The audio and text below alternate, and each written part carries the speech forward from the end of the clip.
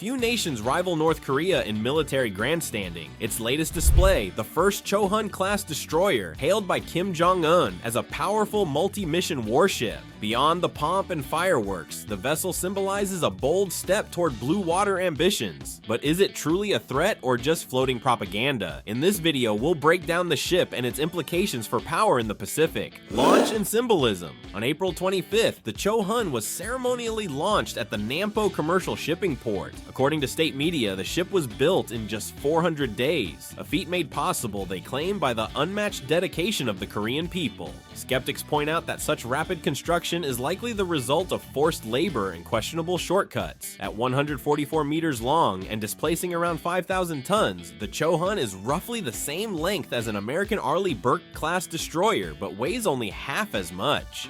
For context, the rest of North Korea's surface fleet looks more like a museum than a modern navy, consisting mostly of small patrol craft, decades-old frigates, and submarines of questionable reliability. Naming the ship after Cho Hun, an anti-Japanese resistance fighter and national hero, adds a layer of propaganda. This isn't just a warship, it's a floating monument meant to inspire loyalty at home and instill fear abroad. A navy transformed? For decades, the Korean People's Navy was considered a brown water force, limited to coastal defense within roughly 50 kilometers of its shores. It represents a significant shift. With its larger size, expanded range, and suite of weaponry, the vessel theoretically allows North Korea to project force farther out to sea. More importantly, it could bridge the gap between North Korea's east and west coast fleets, which historically operated in isolation due to lack of ships capable of circumnavigating the peninsula. For the first time, Pyongyang might be able to maneuver its navy as a unified force, albeit on a small scale. Weapons fit, bristling with missiles. When it comes to weaponry, North Korea has once again taken the more is more approach, cramming as many missiles and guns as possible onto the Cho Hun. Its primary armament is a 127mm main gun, comparable to the US Navy's 5-inch Mark 45, providing traditional surface firepower. The ship's real punch, however, lies in its 74 vertical launch cells, a surprisingly high number for a vessel of its size, capable of carrying a mix of surface-to-air, anti-ship, ballistic, and cruise missiles. Close-range defense is handled by 2 Russian AK-630 rotary cannons, while a Panzer M system midship adds both missile coverage and additional autocannons, underscoring Pyongyang's growing reliance on Russian technology. The destroyer also carries twin torpedo launchers, and there's speculation that hidden compartments could serve as drone launch platforms, though this remains unconfirmed.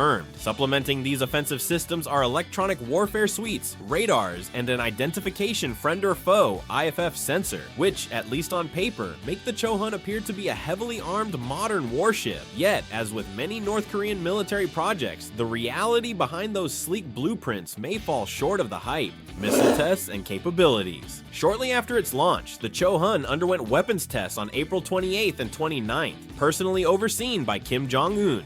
State media footage showed the destroyer firing its main gun, close-in weapons, and several missiles, including the Hwasol-2 land attack cruise missile, about 7 meters long with a 2,000-kilometer range and a 400-kilogram payload capable of carrying nuclear warheads. Analysts also believe the ship tested the Padasol-3 Fire Arrow supersonic cruise missile, which offers similar range but with the added advantage of speed, and a third missile thought to be the Pyolgi-2 Meteor, a medium-range surface-to-air system capable of striking targets between 7 and 150 kilometers away.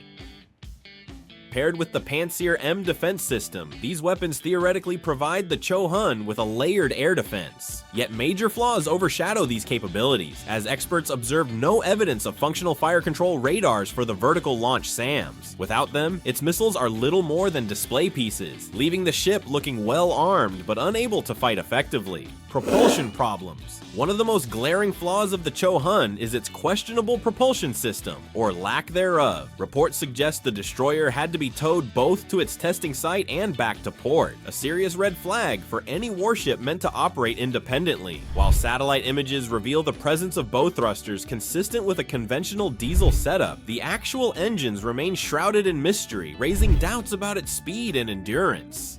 Without reliable propulsion, the vessel is incapable of sustaining long-range missions or executing the high-speed maneuvers expected of modern destroyers. Adding to its shortcomings, the ship includes a helicopter landing pad but no hangar, drastically reducing its ability to host anti-submarine helicopters or support extended air operations. For a ship designed to project power beyond coastal waters, these limitations are nothing short of crippling. Comparison to U.S. destroyers. When measured against the U.S. Navy's Arleigh Burke-class destroyers, the Cho Hun's shortcomings become clear. At 5,000 tons, it is significantly lighter than the Burke's 9,000-plus ton displacement, and although it boasts an impressive 74 vertical launch cells, that number still falls short of the Burke's 96. More critically, the Cho Hun relies on largely untested combat systems, whereas the Arleigh Burke employs the battle-proven Aegis system integrated with advanced radar and missile tracking. Its air defense depends on questionable surface-to-air missiles, while U.S. destroyers rely on standard missiles with decades of operational success. And unlike the Cho Hun, a solitary vessel with no reliable fleet support, the Arleigh Burke typically operates as part of a full carrier strike group. In short, while the Cho Hun may look formidable compared to North Korea's aging fleet, against modern US or Japanese warships, it would be hopelessly outmatched and likely destroyed long before it could get within striking distance. Why it still matters. Even though the Cho Hun can't rival Western destroyers, its significance lies in what it represents rather than what it can do in direct combat. North Korea has no intention of challenging US carrier strike groups head-on. Instead, the ship serves to complicate enemy planning, extend missile reach, and project an image of strength. By operating farther into the Pacific, the Cho Hun effectively pushes the range of Pyongyang's land attack and ballistic missiles, bringing more targets, including Japan, South Korea, and even Guam, into striking distance. This forces regional navies to divert attention and resources toward tracking the vessel, even if its combat readiness is questionable. At home, its launch is celebrated as proof of technological progress and military prowess, delivering a much-needed propaganda victory for the regime. Most importantly, the ship provides North Korea with newfound strategic flexibility, enabling its previously isolated East and West Coast fleets to support one another for the first time. Limitations and vulnerabilities. For all the fanfare surrounding its launch, the Cho Hun suffers from glaring vulnerabilities that undermine its supposed power. Modern US long-range anti-ship missiles like the AGM-158C can strike from nearly 1,000 kilometers away, distances far beyond the destroyer's defensive envelope, making it an easy target. Many of its missile systems appear incomplete, with no evidence of functioning fire control radars, leaving them more symbolic than operational. Its questionable propulsion, highlighted by the fact that it has been towed rather than sailed, raises further doubts about its combat readiness. And unlike modern navies, North Korea lacks the logistical network and escort vessels needed to support a destroyer on extended missions, leaving the Cho Hun dangerously isolated. Taken together, these flaws reduce the ship to more of a floating showpiece for propaganda than a reliable, sustainable war machine.